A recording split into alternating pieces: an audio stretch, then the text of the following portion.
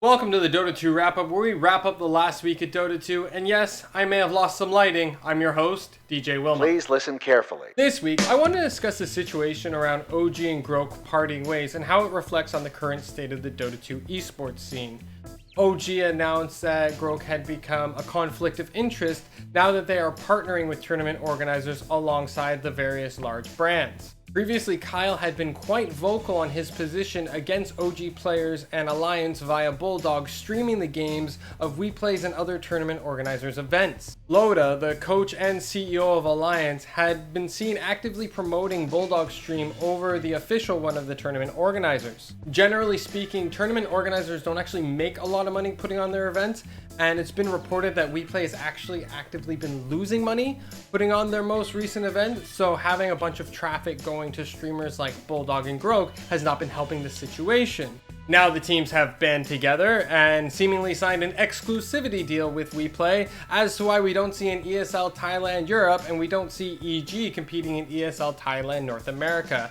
This is also to prevent any streamers associated with the teams of taking traffic from the mainstream. This is all in exchange for a cut of the revenue share that WePlay would earn. Now, not to throw Loda under the bus, we don't see him only focusing on the team's performance or pushing traffic to Bulldog stream, but now he's actually become a strong advocate for the Omega League, continuously tweeting about how great the production is. Though this situation is not necessarily bad for the scene, and a lot of credit goes to Tortellini for his post about the situation, I just wish that there was a lot more transparency in what exactly these teams are doing for these organizations and how that partnership actually equalizes up. In recent results, the Omega League Asian Divine Division came to a close, and even though the Chinese juggernauts were all on vacation and the Sea Titans were competing in ESL Thailand, this gave way for 496 Gaming, a Vietnamese team, to win their very first Tier 2 event after beating Execration in the finals 3-1. In recent roster changes, T1 finally announced a replacement for Ferev, being Sam H, formerly from Neon Esports. Neon Esports also announced a replacement for the offlaner would be JG, a player formerly playing on the Goodfellas, a stack under player Fly Solo. Ninja Boogie also announced his return to the Dota 2 scene under the new team 032 alongside Matthew, Bach, Natsumi, and Nico.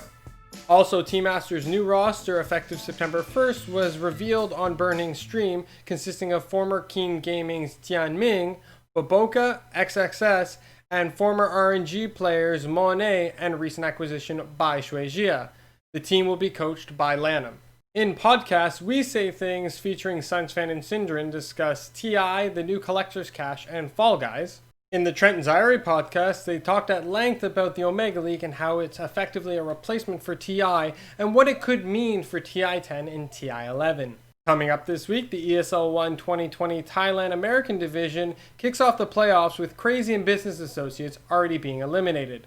The first match will be Quincy Crew versus 4 Zoomers, followed up by Infamous versus Thunder Predator. The grand finals of the event will be held this Sunday. Also in the Asian division, we have the group stages continuing on with Boom Esports, TNC Predator, and Spark Arrow Gaming being the top of the groups. Also this week, the Omega League European Immortal Division group stages and play-in stages will come to a close.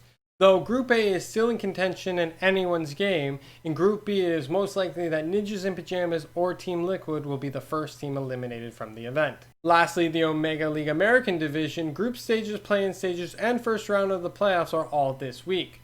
Quincy Crew has already secured themselves a spot in the playoffs, but 4 Zoomers and Business Associates will have to battle it out to see who goes into the play-in stages and who goes into the playoffs. That's all for the Dota 2 wrap-up. I'm your host, DJ Wilma.